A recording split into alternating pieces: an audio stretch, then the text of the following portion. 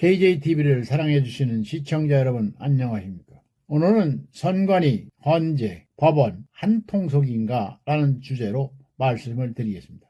헌법재판소가 재판장 8명 만장일치로 중앙선관위에 대한 감사원 감사가 우연이라고 결정하자 국민적 분노가 커지고 있습니다.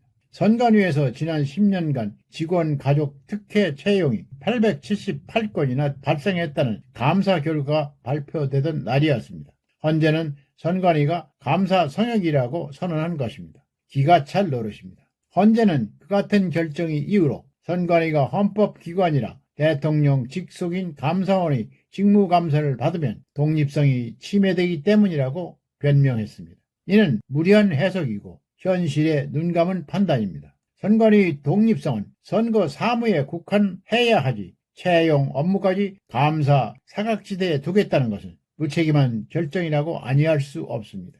헌재의 선관위 감사기에는 그럴 만한 이유가 있습니다. 현 재판관 8명 중 6명이 법원 판사직 때 지역 선관위원장을 지냈습니다. 아무래도 손이 안으로 굽을 수밖에 없을 것 같습니다. 문영배 재판소장 권한대행은 2011년부터 2012년까지 진주시 선관위원장을 겸직했고 김영두, 정정미, 정영식, 조한창, 정계선 재판관은 지원장 또는 지법부장판사 시절 강릉시, 공주시, 평택시, 제주시, 음성군 선관위원장을 맡았습니다. 중앙선거관리위원회는 헌법 제114조에 따라 대통령 임명 3명, 국회 선출 3명, 대법원장 지명 3명 등 9명으로 구성됩니다. 위원장은 호선된다고 돼 있으나 대법관이 관례로 맡아왔습니다. 광역, 시도 선관위원장은 지방법원장이, 시군구 선관위원장은 지원장 또는 지법부장판사가 위원장을 맡아왔습니다.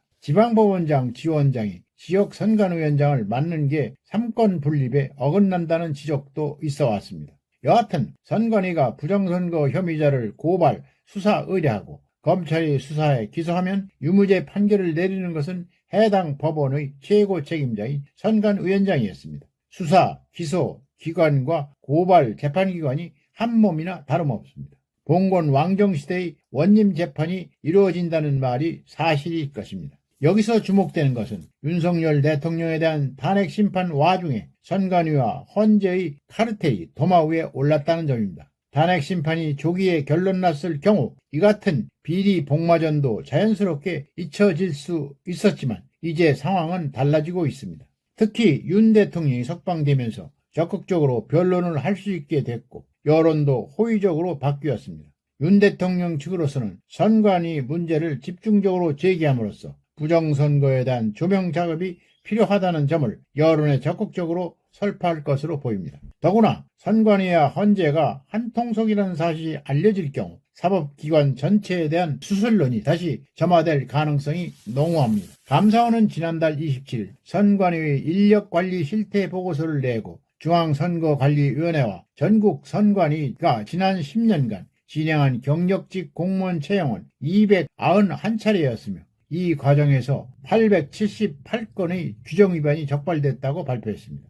규정위반은 중앙선거관리위원회에서 216건이 적발됐고 나머지 662건은 전국 17개 시도 선관위에서 발생된 것이었습니다.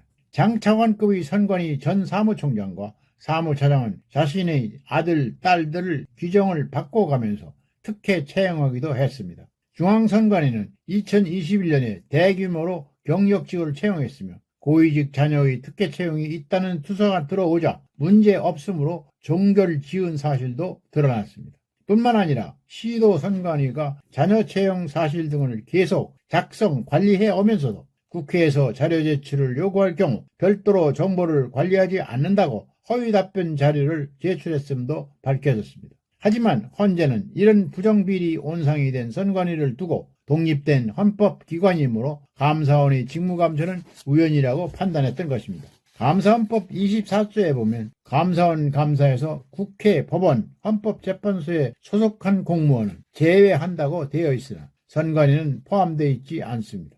이에 대해 헌재는 이 규정은 예시적, 확인적 규정이라며 선관위도 감사원 감사 제외 대상에 포함된다는 논리를 폈습니다. 그러나 추가로 나열될 사실들이 많다면 몰라도 예시적 운운이 설득력이 있겠지만 선관위 하나만 빠진 것을 예시적 운운하는 것은 궤변에 지나지 않습니다. 선관위는 헌재의 결정이 나오자 감사원의 직무감찰을 다음부터는 받지 않겠다는 입장을 즉각 밝혔습니다.